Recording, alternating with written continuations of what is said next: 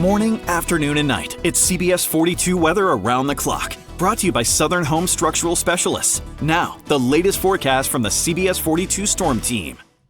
And a good evening to you, Chief Meteorologist Dave Nussbaum here. We are looking at some of that low humidity continuing throughout the week, along with the heat and very dry conditions. Little to no rain each day. If you get a rain shower, consider yourself lucky. Unfortunately, that is making the drought worse and increasing that fire danger threat across the area.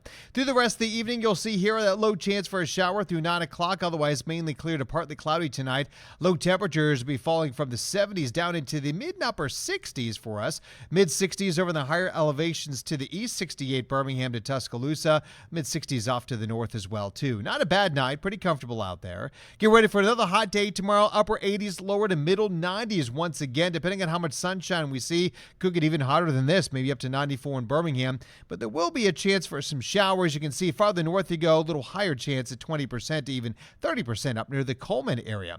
So looking ahead, we have this little upper level system and surface low moving up the eastern seaboard. As that heads that way, produces a little weakness between the high pressure here over Arkansas and that low right over us. Could help to spark off some showers for Wednesday.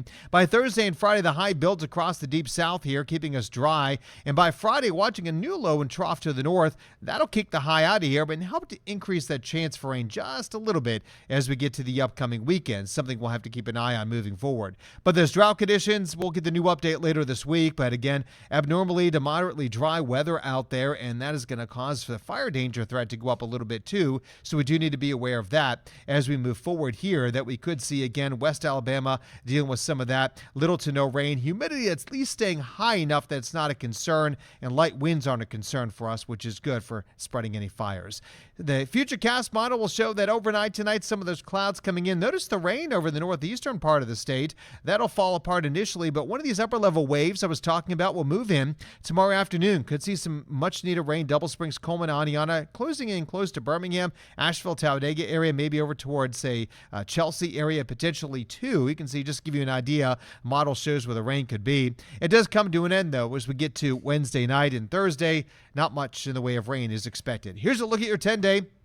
Temperatures in the 90s through Sunday, 10 to 20% chance for rain. And then next week, first day of fall begins Monday at 1:19 p.m. And we'll see that chance of rain fairly low, but we could be seeing a weather pattern change as an upper level system comes in. That could increase our chance for rain, and hopefully that happens. That's a look at your forecast. Thanks so much for tuning in.